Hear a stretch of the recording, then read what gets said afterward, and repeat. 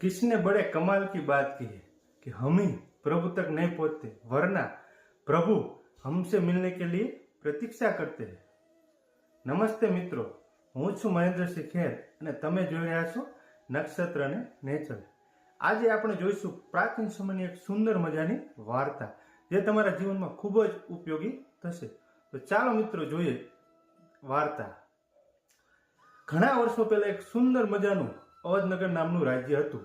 તેનો રાજા ખૂબ જ ઉદાર અને દયાળુ સ્વભાવનો હતો, પરંતુ તેને સંતાનમાં કાંઈ પણ નહોતું. તેથી તે રાજા ખૂબ જ દુઃખી અને ચિંતિત રહેતો હતો.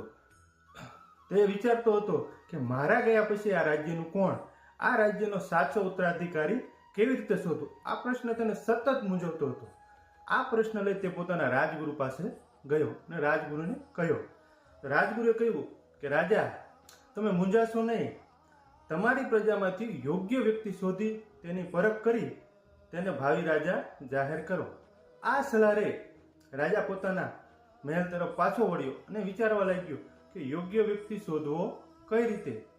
આ વિચારતા વિચારતા તેને એક સરસ મજાની યુક્તિ શોધી અને પોતાના નગરમાં ઢંઢેરો પીટવાયો કે કાલે મંગળવારના દિવસે સૂર્યાસ્ત પહેલા જે વ્યક્તિ મને મળવા આવશે તેને આ રાજ્યનો ભાવિ રાજા જાહેર કરવામાં આવશે.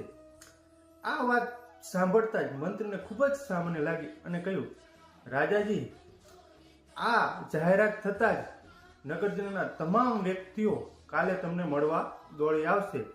રાજાએ કહ્યું, મંત્રીજી મૂંઝાવોમાં, કાલનો ખેલ કાલ ઉપર જુઓ. રાજાએ પોતાના રાજમહેલ આગળ મોટા મેદાનમાં ભવ્ય મેળાનું આયોજન કર્યું. તેમાં સંગીત, નૃત્ય, નાચગાન અને સ્વાદિષ્ટ ભોજનના સ્ટોલ તથા રમતગમત અને ઝૂલા રાખવામાં આવેલા હતા. નગરજનો જ્યારે રાજાને મળવા આવ્યા ત્યારે આ ભવ્ય મેળો જોયો અને તેમને વિચાર્યું કે હજી સૂર્યાસ્તમાં તો ઘણો સમય બાકી છે, ચાલો ને થોડી વાર મેળાની મોજ માણી લઈએ. આ રીતે રાજાએ રચેલી માયાજાળમાં તમામ પ્રજા ફસાઈ ગઈ. કોઈ જમવામાં વ્યસ્ત હતું, તો કોઈ સંગીતમાં, તો કોઈ રમતોમાં અને કોઈ ઝૂલા ઝૂલવામાં.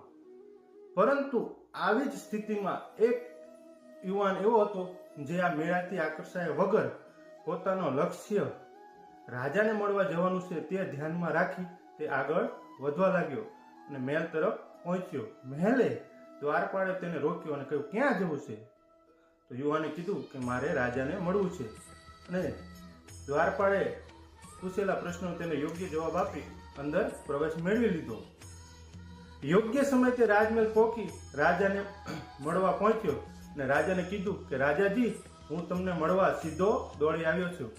આ જાણી રાજાના મોઢા ઉપર સ્મિત આવ્યું અને રાજાએ મંત્રીજીને કીધું, મેં તમને કીધું હતું ને કે યોગ્ય વ્યક્તિ જરૂર માળા સુધી પહોંચી જશે. આ યુવાન મેળામાં આવેલા પ્રલોભન, આકર્ષણ વગેરેથી ફસાયા વગર સીધો મારી પાસે આવ્યો છે. તેથી આ યુવાન આ રાજ્યનો ભાવિ રાજા હું જાહેર કરું છું અને આ યુવાનને સન્માનિત કરું છું. આ વાર્તા સાંભળતા આપણને શું શીખવા મળે છે કે જીવનમાં જ્યારે આપણે મોટી લક્ષ્યને નક્કી કરીએ છીએ ત્યારે રસ્તામાં ઘણા આકર્ષણો અને પ્રલોભનો આવશે. જે લોકો આ ક્ષણિક મોજ મજામાં અટવાઈ નથી જતા તેઓ સફળતાના શિખર સુધી પહોંચે છે. જે પોતાનું ધ્યાન માત્ર લક્ષ્ય ઉપર રાખે છે તે જ જીવનમાં અસલી વિજેતા બને છે. જો તમને આ વાર્તા ગમી હોય તો આ વિડીયો લાઈક કરો અને કોમેન્ટમાં ચોક્કસ જણાવજો કે તમારી રાય શું છે. આવી જ પ્રેરણાદાયી વાર્તા સાંભળવા માટે અમારી ચેનલ નક્ષત્ર અને નેચરને સબસ્ક્રાઇબ કરો. જય શ્રી રામ મિત્રો.